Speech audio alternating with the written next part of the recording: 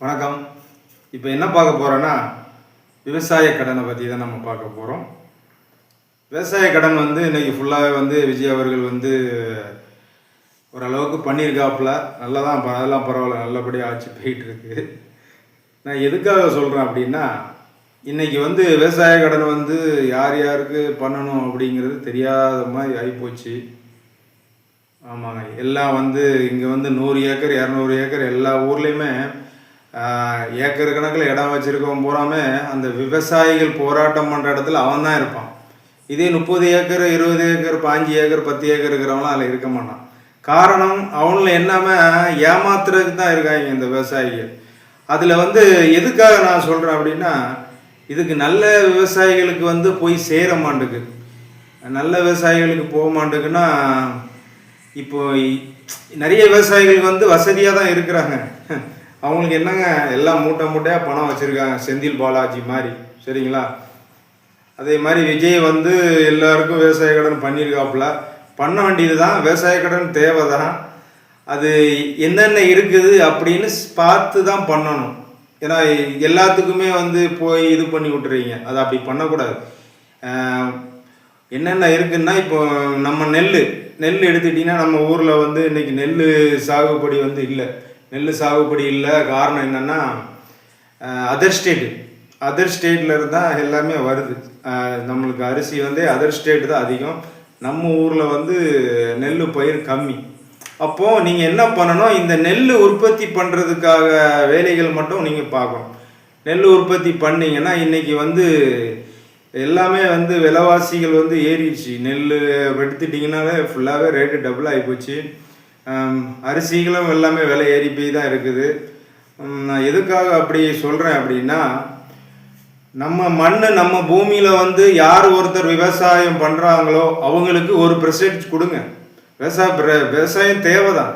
அது நீங்கள் யார் யாருக்கு பண்ணணும்னு தெரியாமல் அது புரோஜனம் இல்லாமல் போயிடுது. நெல் யார் போட்டிருக்காங்களோ அவங்களுக்கு 10% கொடுங்க. 10% கொடுத்தீங்கன்னா தான் அவங்க ஒரு நெல் நம்ம உயிருங்க. இன்னைக்கு சாப்பாடு தாங்க. நம்ம நாட்டில் அரிசி இப்போ சாதாரணமாக 50 ரூபா 80 ரூபா 100 ரூபாய் கிடைக்குது. இன்னொரு 20 வருஷம் கழித்து பார்த்தீங்கன்னா எல்லாம் 200 ரூபா 100 ரூபாய்க்கு வந்துடும். அது வராமல் இருக்கணும் அப்படின்னா என்ன பண்ணணும் தெரியுமா? விவசாயம் பண்ணுறவங்கன்னா நெல் பயிர் மட்டும் போடுறவங்களுக்கு மட்டும்தான் நீங்கள் ப்ரெஸ்டேஜ் கொடுக்கணும். முதலமைச்சர் அவர்களே, சீஃப் மினிஸ்டருக்கு நான் அது ஒரு கோரிக்கை வைக்கிறேன். நான் எதுக்காக சொல்கிறேன் அப்படின்னா, இன்னைக்கு ஃபுல்லாகவே எல்லாமே பதுக்க ஆரம்பிச்சிட்டாங்க. எல்லாமே பதுக்கல். ஏன்னா இப்போ இன்னைக்கு யாருமே பார்த்துருப்பீங்க, நெல்லுலாம் நிறைய சேதமாகி நிறைய லாஸு. அந்த நெல் வைக்கிறதுக்கான இடங்கள் கூட இல்லை. நம்ம நாட்டில் ஒரு நெல் உணவுக்கான ஸ்டோரேஜ் கரெக்டாக அந்த ஒரு ஸ்டோர் ரூம் மாதிரி ஸ்டோர் ரூம்பு இல்லை. ஒரு இப்போ 100 ஏக்கர் 50 ஏக்கர் இருக்கான்னா அதில் நீங்கள் உங்களுக்கு நெல் சாகுபடி பண்ணுறதுக்கு அவங்க இடத்த நீங்கள் இது பண்ணுங்கள், ஆக்கிரமிங்க. ஏங்க நீங்கள் இவ்வளோ பண்ணுறீங்க விஜய் சார், நீங்களாம் நல்லது பண்ணுறீங்க, கரெக்டு தான். அந்த நெல் வைக்கிறதுக்கு ஒரு இது பண்ணுங்க. அதே மாதிரி நான் எதுக்காக நான் சொல்கிறேன்னா, அன்றைக்கி ஃபுல்லாகவே எல்லாமே பதுக்க ஆரம்பிச்சிட்டாங்க. எல்லாமே அரிசி பருப்பு எல்லாமேங்க, நம்ம உணவு சம்மந்தப்பட்டது எல்லாமே பதுக்கல் தான் நடந்துகிட்ருக்கு. அதனால் என்ன ஆகுறதுன்னா, இதில் எல்லாமே விலைவாசி ஏறுறதுக்கான காரணங்கள். நான் என்ன சொல்கிறேன், உங்களுக்கு ஏதோ ஒரு கொள்முதல் பண்ணுறமா இருந்துன்னா அவங்க மெயினாக இருப்பாங்க. இதுக்கு மெயினோட நம்ம பருப்பு நம்ம உணவுப் பொருட்களுக்கு மெயின் டீலர் யாரோ அந்த டீலருக்கு மட்டும்தான் அவங்களுக்கு நீங்கள் ரெக்வஸ்ட் பண்ணணும். ரெக்வஸ்ட் பண்ணி அவங்களுக்கு ரேட்டு ப்ராஜெக்ட் கொடுங்க. ப்ராஜெக்ட் கொடுத்தா மட்டும்தான் இதுக்கான ஒரு தீர்வு கிடைக்கும். ஏன்னா அந்த ப்ராஜெக்ட் என்ன வேல்யூ அப்படிங்கிறது தெரியாமல் போச்சு. ஏன்னா அவங்க ஒரு கொள்முதல் பண்ணி மொத்தமாக அனுப்பினா பதுக்குறாங்கல்ல, எல்லா பொருளுமே பதுக்குறதுக்கு காரணமே இதுதான். எதுக்காக சொல்கிறேன்னா, கேட்டு இப்போ எல்லாமே ஜிஎஸ்டி அது இதுன்னு போட்டிருக்கீங்க. அதே சொல்லி எல்லா இடத்துலையுமே இதுதான் நடந்துக்கிட்டு இருக்கு. என்னங்க ஜிஎஸ்டி, அவன் பல கோடிக்கு அதிபதி, அவன் பதுக்கி வச்சுக்கிட்டு இது ஒரு காரணம் சொல்லிட்டு அலைகிறான் எல்லா இடத்துலையுமே. ஏங்க என்னங்க பண்ணுறோம்? அப்போது அவங்க சொல்கிறாங்கன்னா நீங்கள் என்ன பண்ணணும்னா, முதலமைச்சர் அவர்களுக்கு தான் நான் சொல்கிறேன். முதலமைச்சர் அவர்கள் நீங்கள் ஜிஎஸ்டி போடுங்க. இடம் இருக்குதா? 50 ஏக்கருக்கு மேலே இடம் இருக்கா? 100 ஏக்கருக்கு மேலே இடம் இருக்கா? ஜிஎஸ்டி போடுங்க, வரி போடுங்க. எவ்வளோ இருக்குங்க, போடுங்க, வரி போடுங்க. அப்போ தான் அவங்களுக்குலாம் தெரியும். எல்லாத்துக்குமே வரி போடுங்க. என்னென்ன ஏக்கர் கணக்கில் யார் யார் இடம் வச்சுருக்காங்களோ எல்லா ஊர்லேயுமே, எல்லா ஊர்லேயும் ஃபுல்லாக எல்லாருக்குமே ஜிஎஸ்டி எல்லாமே போடுங்க. அப்புறம் அப்போ தான் வந்து இது வந்து நீங்கள் நினைக்கிற ஆட்சி வந்து சிறப்பாக போயிட்டுருக்கு. நீங்கள் நல்லா தான் பண்ணுறீங்க, உங்கள் ஆட்சி நல்லா சிறப்பாக போயிட்டுருக்கு, எல்லாருக்குமே அது தெரியும். ஆனால் எல்லாருமே வந்து அதில் பாதி பேர் உங்களை எதிர்ப்பான்னா நல்லது பண்ணா. இப்போ செந்தில் பாலாஜி மாதிரி நிறைய பாலாஜி இருக்கான். செந்தில் பாலாஜி மட்டுமாங்க இருக்கான்? செந்தில் பாலாஜி மாதிரி நிறைய பாலாஜி இங்கே உருவாகி இருக்கான். அப்போ அந்த பாலாஜி மாதிரி ஒரு உருவாக்காமல் இருக்கிறதுக்கு காரணம் என்ன பண்ணால், இடம் இருக்கிறவங்களுக்கெல்லாம் எல்லாமே ஆக்கிரமிப்பு பண்ணிட்டு எல்லாம் லாக் பண்ணுங்க. இடத்த பூராமே லாக் பண்ணி மக்களுக்கு கொடுங்க. மக்களுக்கு சேவை செய்யறதுன்னு வந்திருக்கீங்க நீங்கள். இந்த மக்களுக்கு கொடுங்க, வரியை போட்டு தள்ளுங்க. 50 ஏக்கர் 100 ஏக்கர் நம்ம நாட்டுக்கு 20 ஏக்கர் வைக்கலாங்க. 20 ஏக்கர் நெல் கொள்முதல் பண்ணுறான்னா அவங்க 100 ஏக்கர்னு 200 ஏக்கர் கூட வச்சுக்கோங்க. அதுக்கு நீங்கள் கவர்மெண்ட் நீங்கள் என்ன வேணாலும் பண்ணலாம். அவங்களுக்கு நானும் உங்களுக்கு முழு சப்போர்ட் பண்ணுவேன். நம்மளுக்கு நெல் இன்னைக்கு வந்து விலைவாசி வந்து எல்லாமே ரேட்டு டபுளாக இருக்குது. என்ன நடந்துக்கிட்டு இருக்குன்னே தெரில. மக்கள் வந்து அத்தியாவசிய பொருட்கள் எதுவுமே சாப்பிட முடியாத நிலைமைக்கு தள்ளிட்டாங்க. எல்லாம் டபுள் ரேட்டாக வச்சு விற்க ஆரம்பிச்சிட்டாங்க. இதுதான் வந்து அப்படி போயிட்டு இருக்கு காலகட்டங்கள். இப்படியே போயிடுச்சுன்னா ரொம்ப கஷ்டம்தான். அதோட ரேட்டை வந்து தீர்மானிக்கணும்னா நீங்கள் வந்து தீர்மானிங்க. இப்போ டீலர் வந்து என்ன ரேட்டு கொடுக்குறான்னு மட்டும் நீங்கள் அதை தீர்மானிங்க. இப்போ அப்படி இருந்தால் தான் இந்த இதிலேருந்து நம்ம வந்து நாடு வந்து சிறப்பாக வல்லரசு நாடு ஆகும். மற்றபடி இந்த பில்டிங் கன்ஸ்ட்ரக்ஷன் எல்லாத்துக்குமே ஜிஎஸ்டியை போட்டு தள்ளுங்க. இடம் இருக்கிறவங்க ஜிஎஸ்டி போடுங்க, வரி போடுங்க.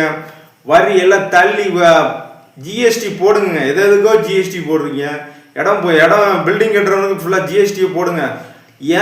எதுக்காக நான் சொல்கிறேன் அப்படின்னா, இன்னைக்கு வந்து கட்சியில் உள்ளவன் பூராமே வந்து இடத்த பூரா ஆக்கிரமிச்சிட்டான். எல்லா இடமும் எல்லா ஊர்லேயுங்க இடத்த பூராமே ஆக்கிரமிச்சிட்டான். மக்கள்கிட்ட போய் இந்த காசு நீங்கள் மக்களுக்கு கொடுங்க. இல்லாத மக்களுக்கு எவ்வளோ பண்ணுறீங்க. விஜய் உயர் திரு முதலமைச்சர் அவர்களே, நீங்கள் நிறையா பண்ணுறீங்க. இறைவனுக்கு தெரியும், இறைவன் பார்த்துக்கிட்டு தான் இருக்காரு நீங்கள் என்னென்ன பண்ணுறீங்கன்னு. இது எதுக்காக சொல்கிறேன்னா, மக்களுக்கு போய் சேர்றது மாதிரி நீங்கள் பண்ணுங்கள். நீங்களே களத்தில் இறங்கி தான் பண்ணுறீங்க. எல்லாருமே கிடைக்கிற மாதிரி நீங்கள் பண்ணணும்னா இந்த நாடு வந்து வல்லரசு நாடாக இல்லை. நீங்கள் வந்து முதலமைச்சர் இல்லை, கவர்னர் அவரை கூட உங்களெல்லாம் யாரும் அசைக்க முடியாது. உங்கள்கிட்ட இருக்கு நீங்கள் வந்து சிம்மாசனம், உங்கள் சிம்மாசனத்தில் யாருமே ஆட்ட முடியாது, அசைக்க முடியாது.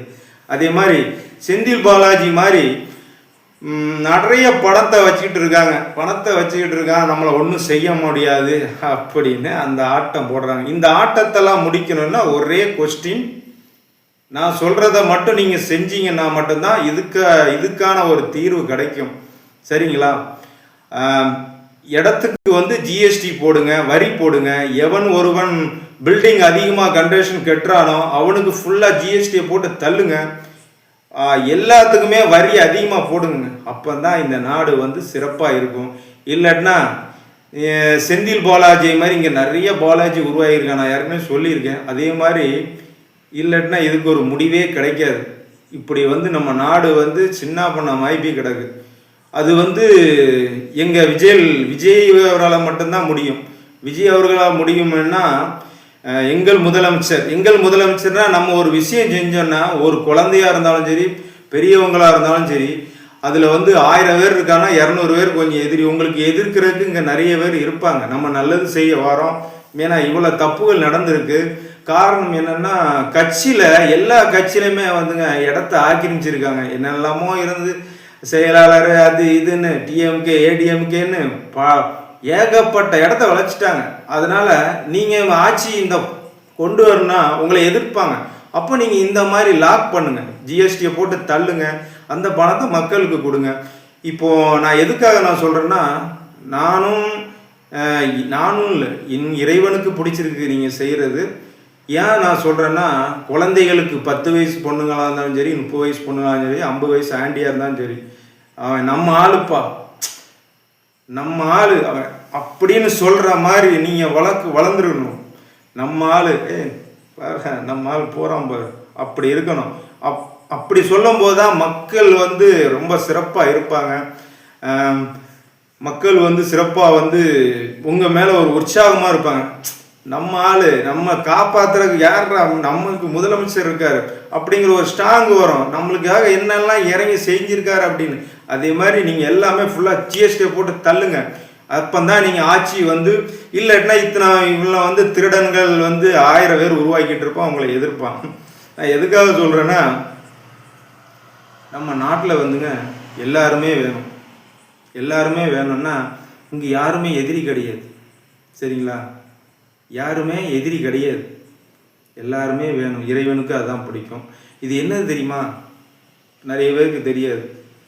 இதில் வந்து அவ்வளோ விஷயங்கள் இருக்குது. இந்த கையில் வந்து மூடி வச்சுருக்கோம், உள்ளே வந்து அவரோட இது இருக்குங்க. நீங்களாம் எல்லாம் பணத்தை வச்சுக்கிட்டு அடுத்தவங்களை வச்சு ஏமாற்றிக்கிட்டு இருக்கீங்க, சரிங்களா? மக்களை ஏமாற்றிக்கிட்டு இது பண்ணிக்கிட்டு இருக்கீங்க. காசு இல்லை அது இல்லைன்னு ஏமாத்துறீங்க. அப்போது இந்த விஷயம் நான் இப்போ உங்களுக்கு கையில் சொன்னேன், இந்த கை விஷயம்லாம் உங்களுக்கு தெரியாது. இதில் அவ்வளோ ஒரு பொக்கிஷம் இருக்குங்க, இறைவன் கொடுத்தது. நீங்களாம் வந்து தப்பு பண்ணணும்னு நான் சொல்லலை. நீங்கள் வந்து தப்பு பண்ணாமல் இருக்கிறதுக்கு கொஞ்சம் திருந்துங்க, இனியாட்ட திருந்தி வாழுங்க. எனக்கு ஏன்னா நீங்களாம் என் நாட்டு மக்கள், என் இறைவனோட பிள்ளைகள் எல்லாருமே, சரிங்களா? அதனால் யாரும் விரோதி இல்லைங்க. உங்களால் முடிஞ்சது செய்யுங்க, ஹெல்ப் பண்ணுங்க, சரிங்களா? ஹெல்ப் பண்ணுங்க.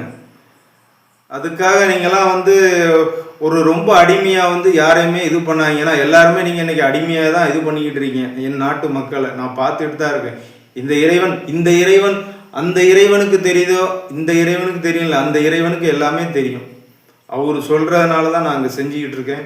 அதனால் எங்கள் முதலமைச்சர் அவர்களுக்கு வந்து சிறப்பாக வந்து பண்ணி கொடுப்பாப்புலங்கிற ஒரு நம்பிக்கையில் நான் உங்களுக்கு எல்லாருக்குமே நான் பண்ணியிருக்கேன். அதனால் நீங்கள் வந்து கவலைப்படாதீங்க, நடக்கும். எது இருந்தாலும் சிறப்பாக நடக்கும்.